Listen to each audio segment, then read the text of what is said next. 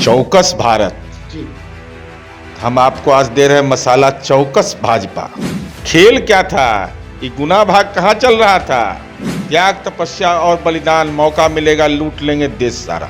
इस नोटबंदी हुआ ना तो देखिएगा सब जगह भाजपा कार्यालय खुल गया, एकदम सीधा ब्लैक मनी उसमें लगाया एकदम जोर शोर से। दोस्तों नमस्कार, बहुत स्वागत है आपका चौकस भारत में। मैं आपका दोस्त ब्रजेंद्र। नवनिर्वाचित प्रदेश अध्यक्ष भाजपा के सम्राट चौधरी जी इस समय लगातार सुर्खियों में हैं। दरअसल ये सुर्खियां बहुत कारणों से भी है।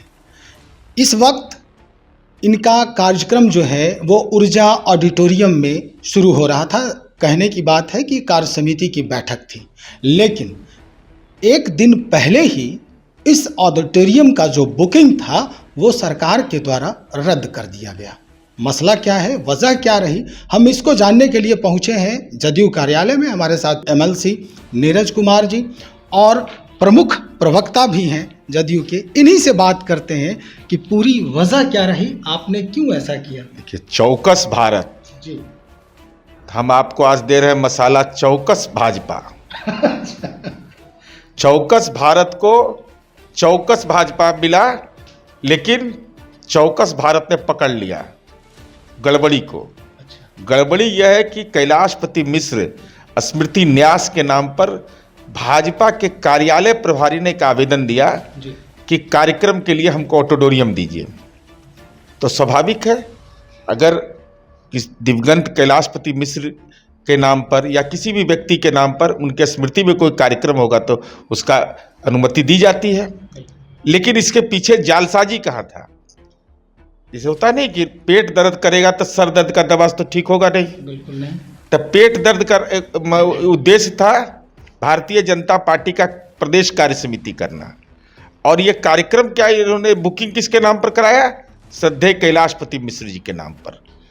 तो इसके पीछे मंशा क्या थी कि कैलाशपति मिश्र जी के नाम पर एक ट्रस्ट ही लोग बना लिया है। देखिए कितना जालसाज है कि हमको नहीं लगता है कि क्या क्या करता है ये सब। एक मूर्ति उनके नाम पर कहीं नहीं लगा है। अच्छा। भारतीय भारतीय जनता पार्टी एक ऐसी पार्टी है जो अपने विश्व पितामह का भी एक मूर्ति तक नहीं लगाती है। जो पुरखों का अपमान, जिसका संस्कार हिंदू धर्म बनाए हुए हैं बड़ी भारी, अब पितर का अपमान करता है। बताइए, पितर का अपमान है सीधा। ये लोग को कभी इसीलिए ना कुछ नहीं बैठाता है, अपमान करता है ये लोग। तो श्रद्धेय कैलाशपति मिश्र जी के नाम पर कार्यक्रम आवेदन दिया। तो इसके पीछे मंशा केवल यह था कि चुनाव आयोग ने यह तयशुदा प्रावधान कर दिया है जी कि ट्रस्ट की आपको अपने आमदनी का और खर्च का ब्यौरा देना होगा। तो खर्चा हो जाता किसके नाम पर, कैलाश जी के नाम पर। जरती ने समझते हैं ना, जरती मारता मिल उल में जब आटा पिसाने जाता है तो ये आर्थिक जरती मारता है सब। बताइए, प्रथम अध्यक्ष बने, विभिन्न दल की परिक्रमा करके भाजपा की पहले अध्यक्ष है। हालांकि संजय जायसवाल भी राजद के प्रखंड अध्यक्ष रहे थे कुछ दिन के लिए, लेकिन बाद में प्रदेश अध्यक्ष भाजपा को हो गए। मतलब ये आप उन पे कटाक्ष कर रहे हैं? नहीं, कटाक्ष नहीं, बायोडाटा हम लोग रखते हैं ना। इसे मान लीजिए कि अब देखिए, श्रद्धेय कैलाशपति मिश्र जी को हम लोग जानते थे व्यक्तिगत, हमारे गांव में आते जाते थे, उनका बड़ा सम्मान था। अब बताइए, ये है प्रदेश अध्यक्ष कह रहे हैं कि कोई कार्यक्रम नहीं होने देंगे। अरे भैया, आप कैसे ही कार्यक्रम कर रहे थे, इसके पीछे क्या खेल है ही ना बताइए। खेल क्या था, ये गुना भाग कहाँ चल रहा था। गुना भाग, जैसे नोटबंदी हुआ ना तो देखिएगा सब जगह भाजपा कार्यालय खुल गया, एकदम सीधा ब्लैक मनी उसमें लगाया एकदम जोर शोर से। किसका पैन नंबर, किसका जमीन, यही सब जालसाजी हुआ था, सबको जानकारी यही सब। तो इन लोग है कि ये लोग का नारा है त्याग तपस्या और बलिदान, मौका मिलेगा लूट लेंगे देश सारा। तो ये तो नारा था, अब तो भाजपा को न लूटिएगा भाई। अब तो दूसरा जनता तो समझ चुकी है। अब बजरंग बली नाराज हैं, समझ लिए। बजरंग बली जब नाराज होते हैं तो मार गदा के ठीक कर देते हैं। तो दे राजनीतिक गदा ये लोग को दे रहे हैं। अब स्थिति यह हो गई है भारतीय जनता पार्टी का कि कोई यहाँ गिरा कोई वहाँ गिरा वाला हाल है।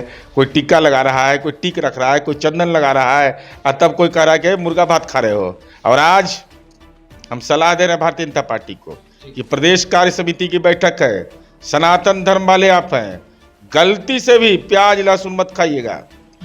अगर प्याज लहसुन खाया तो सनातन धर्म का अपमान है ही। अब मुर्गा मीट पर तो हम लोग लगाए हुए हैं, जहां खींचे वहां कड़कनाथ, और फोटो आएगा वायरल कर देंगे तुरंत, एकदम तुरंत वायरल करेंगे, 1 मिनट में प्रेस कॉन्फ्रेंस करके बोलेंगे इन लोग को। आप कह रहे हैं कि उन पे बजरंग बली नाराज हैं, लेकिन देखा ये जा रहा है कि जदयू के लोग भी जो है प्रभावित हो रहे हैं भाजपा से।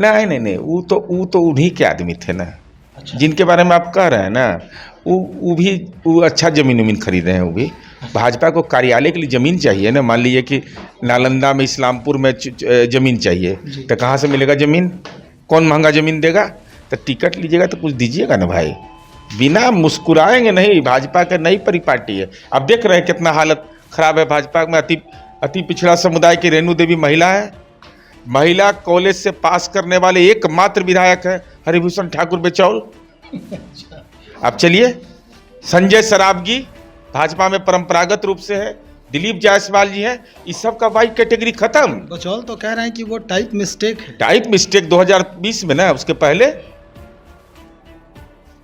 कहरा मत पढ़ाइए हमको। टाइपिंग मिस्टेक है तो आप मिस्टेक से विधायक हो गए।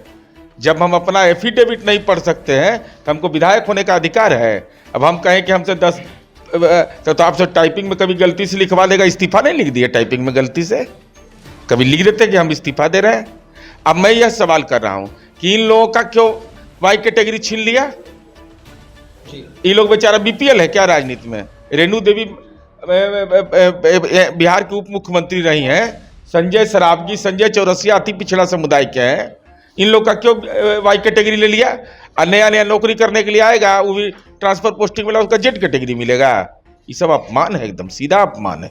भाजपा के कार्यकर्ताओं का कैसे अपमान हो रहा है यह देख लीजिए, साक्षात उदाहरण है कि श्रद्धेय कैलाशपति मिश्र जी का अपमान हो रहा है। आप देखिए, रेणु देवी का अपमान, संजीव चौरसिया का अपमान, दिलीप जायसवाल का अपमान, गोपाल जी ठाकुर का अपमान, हरिभूषण ठाकुर बेचौल का इतना कड़ा बयान देगा और उसको जेड कैटेगरी नहीं। बताइए, तो ऐसा होता है? ऐसा हुआ है कहीं? धर्म बदल रहे हैं, जाति बदल रहे हैं, सब बदलने के बाद भी जालसाजी में अगर पीएचडी नहीं मिलेगा राजनीति के जालसाजी में, तो किस बात का भाजपा है ये? चलिए सर, बहुत शुक्रिया जानकारी के लिए। एमएल से नीरज कुमार जी जो स्पष्ट कर दिया जिन्होंने कि क्या कुछ चल रहा है भारतीय जनता पार्टी के अंदर। दरअसल एक दिन पहले ही बुकिंग रद्द होने के बाद उधर से भी ये बयान आया था कि अब उस ऊर्जा हॉल में हम किसी भी प्रकार का कोई कार्यक्रम नहीं होने देंगे, और उसके बाद से ही ये मसला जो है वो लगातार गर्माता जा रहा है। देखते हैं क्या कुछ और बातें निकलकर सामने आती है। जो भी बातें थी स्पष्ट हो चुकी है। आप बने रहे हमारे साथ। बहुत शुक्रिया आपका।